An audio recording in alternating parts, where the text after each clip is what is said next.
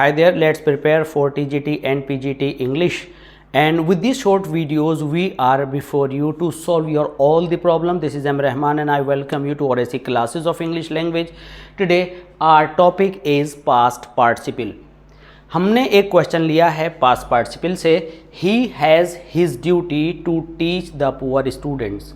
तो इसकी जो हिंदी उर्दू इस तरह से निकल रही है कि उसकी ड्यूटी है। अब उसकी ड्यूटी के बीच में यहाँ पर हमें कोई एडजेक्टिव की नीड है, तो हमें ब्लैंक में ये देख लेना होता है कि हमें नाउन की नीड है, प्रोनाउन की नीड है, पॉजेसिव केस से रिलेटेड किसी वर्ड की नीड है, नीड किस तरह के वर्ड की है, उसका पार्ट्स ऑफ स्पीच क्या है।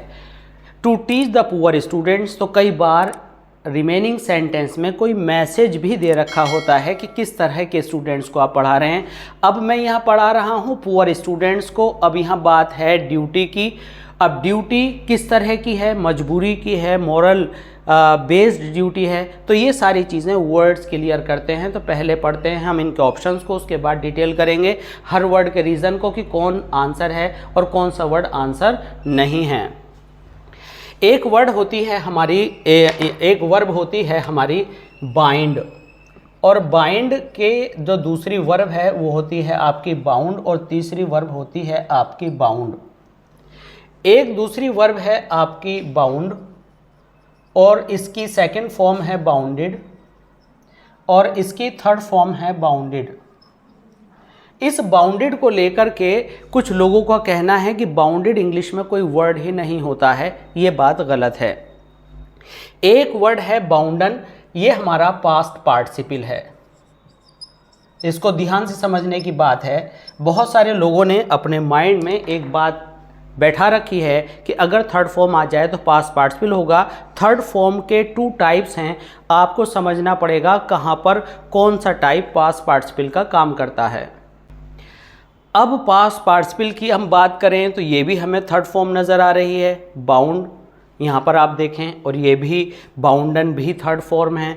तो बाउंड और ये बाउंडेड भी हमें थर्ड फॉर्म नज़र आ रही है। अब हम आते हैं चौथे ऑप्शन पर, बाइंडेड। तो बाइंड का बाइंडेड तो कोई वर्ड होता ही नहीं है, तो ये वर्ड यहाँ से डिलीट हो गया। अब हमारे पास 3 ऑप्शन बचे। अब हमें इन तीनों को अच्छे से समझना होगा। अच्छे से समझने से पहले हम यहाँ पर ये समझते हैं कि सबसे पहले जो वर्ड बाउंडेड है वो बाउंड से बना है। तो इस बाउंड को हम इस तरह से जानेंगे, अगर हम एक ही जगह पर खड़े हुए अपवर्ड जंप कर रहे हैं तो वो बाउंड बाउंडेड बाउंडेड होता है। और दूसरे कोई ऐसा क्षेत्र जो किसी सीमा से बंधा हुआ है, बॉर्डर का एरिया है, फ्रंटियर एरिया है, तो वो बाउंड से बाउंडेड एरिया होगा, आप बाहर नहीं जा सकते हैं। तो यहाँ पर एरिया और क्षेत्र और जंप लेने से कोई लेना देना नहीं है, इसलिए यहाँ पर ये ऑप्शन आपका सही नहीं है। इसके बाद आया बाउंड। बाउंड के 2 मीनिंग्स हैं। पहला बाइंड, बाउंड, बाउंड बांधने से मतलब है, और यहाँ बंधने की कोई बात नहीं है। आप कहेंगे कि सर जिम्मेदारी से बंधा है, वो बाइंड के अंदर नहीं आता है।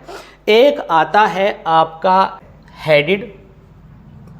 हेडेड का मतलब होता है आगे की तरफ चलना, ठीक है।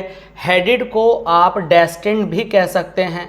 डेस्टिन्ड मीन्स जो निर्धारित लक्ष्य की तरफ बढ़ रहा है। तो यहाँ पर आप इसको एडजेक्टिव की तरह से भी यूज़ करते हैं। अब हमारा जो पास्ट पार्टिसिपल है वो भी एडजेक्टिव का काम करता है, और एक एडजेक्टिव ऐसा होता है जैसे बिग, स्मार्ट, स्लो, जो नॉर्मल एडजेक्टिव की तरह काम करते हैं जिसमें वर्ब नहीं होती। तो ये वो वाला एडजेक्टिव भी यहाँ पर है। तो हम कहेंगे north bound train, north bound train. तो यहाँ पर नॉर्थ बाउंड ट्रेन, तो ये बाउंड जो है ट्रेन के लिए आया, यानी नॉर्थ की तरफ जाने वाली ट्रेन। तो ये ना तो एडजेक्टिव यहाँ पर सूट कर रहा है और ना ही ये बांधने की वर्ब के तौर पर सूट कर रहा है, तो ये आंसर नहीं हुआ। अब हम बात करते हैं बाउंडन की। तो बाउंडन को जब हम समझाएंगे तो हमें ये सब रिमूव करना पड़ेगा। आइए समझते हैं। इस बाउंडन को समझने के लिए हमें डिटेल में समझना होगा पास्ट पार्टिसिपल। एक है बाउंडन जो कि वर्ब की थर्ड फॉर्म है, और एक है बाउंड जो कि वर्ब की थर्ड फॉर्म है, और एक है बाउंडेड, ये भी वर्ब की थर्ड फॉर्म है। तो पहले समझते हैं कि पास्ट पार्टिसिपल क्या होता है।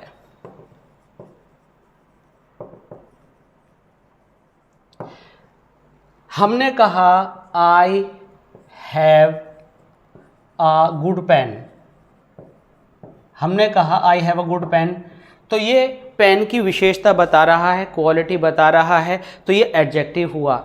अब हमने यहाँ पर इस गुड की जगह अगर एक वर्ड लिख दिया ब्रोकन, तो ब्रोकन यहाँ वर्ब नहीं है, बल्कि आगे आने वाले ऑब्जेक्ट या नाउन की ये विशेषता बता रहा है, क्वालिटी बता रहा है, इसलिए यह हुआ आपका पास्ट पार्टिसिपल। तो पास्ट पार्टिसिपल को हम ऐसे डिफाइन कर सकते हैं कि थर्ड फॉर्म जब किसी नाउन की क्वालिटी को बताती है, उसमें कुछ ऐड करती है, तो उसको हम पास्ट पार्टिसिपल कहते हैं। और ये नॉन फाइनाइट होती है, क्योंकि नॉन मीन्स नहीं, फाइनाइट मीन्स कर रही है ये वर्ब का काम। जब ये वर्ब का काम ना करके एडजेक्टिव का काम करती है, इसका जो पार्ट्स ऑफ स्पीच है वो चेंज हो जाता है, तो इसको हम क्या कहते हैं, पास्ट पार्टिसिपल। अब यहाँ पर हमें अपनी ड्यूटी के लिए एक वर्ड चाहिए, तो हमने यहाँ पर बाउंडन चुना। हमने बाउंड और बाउंडेड क्यों नहीं चुना, यह भी हमने थोड़ी देर पहले ऑप्शंस में डिस्कस किया है। इससे अलग अब हम ये सोचेंगे कि ई एन क्या होता है, तो आइए इसको भी हम यहाँ पर समझ लें। कई बार आपने देखा होगा कि आपकी वर्ब्स कुछ इस तरह से होती हैं, सिंक, सेंक, संक या संकन। इसी तरह से आपकी वर्ब्स होती हैं क्या, ड्रिंक, ड्रिंक, ड्रंक या ड्रंकन। ऐसे ही आपकी कुछ दूसरी और वर्ब्स होती हैं, shrink, shrink, shrunken, strike, struck, struck या आप कहेंगे स्ट्राइकन। तो जब भी आपको ये ई एन वाला वर्ड दिखाई दे, तो आप इसको पास्ट पार्टिसिपल की जगह पर चुनने की कोशिश करें, चुनना ही होगा। अब जिसका ई एन फॉर्म नहीं होता, वहां पर हम बिना ई एन वाला वर्ड थर्ड फॉर्म यूज कर लेते हैं। जैसे कि हमने कहा he is a retired teacher, तो यहाँ पर रिटायर्ड का रिटायरन नहीं होता, इसलिए रिटायर्ड थर्ड फॉर्म वाला हमने वर्ड यूज़ कर लिया। लेकिन जिन वर्ब्स के अंदर ई एन वाली थर्ड फॉर्म्स हैं, ब्रोकन हुआ, आपका गॉटन हुआ, संकन हुआ, ड्रंकन हुआ, तो हमें विशेषता बताने में ये ई एन वाले वर्ड से यूज़ करने चाहिए। अब यहाँ पर जो बाउंडन है, ये बाउंडन विशेषता बता रहा है कि उसकी ड्यूटी है, बंधी हुई ड्यूटी है गरीब बच्चों को पढ़ाने के लिए। दूसरे इस बाउंडन के अंदर एक अलग मीनिंग और है, यह है मोरली ऑब्लिगेटरी या इररिमिसिबल, जिसे आप छोड़ नहीं सकते, यानी इतनी नैतिकता से भरी हुई कि आपकी एक मॉरल जिम्मेदारी है, वो इसका मीनिंग है। ये वर्ड आर्केइक है। आर्केइक आपके लिए एक नया क्वेश्चन है। आर्केइक उन वर्ड्स को कहते हैं जो इंग्लिश जनरली इस मॉडर्न एज में कम यूज़ होती है या नहीं होती। जैसे हैज़ के लिए आप हैथ लगाते हैं, और यू, योर, योर्स, यू के लिए आप दाए, दाऊ, दाइन, दी यूज़ करते हैं। आई होप कि ये आंसर बाउंडन क्यों आया है आपको बहुत अच्छे से आज समझ में आया होगा।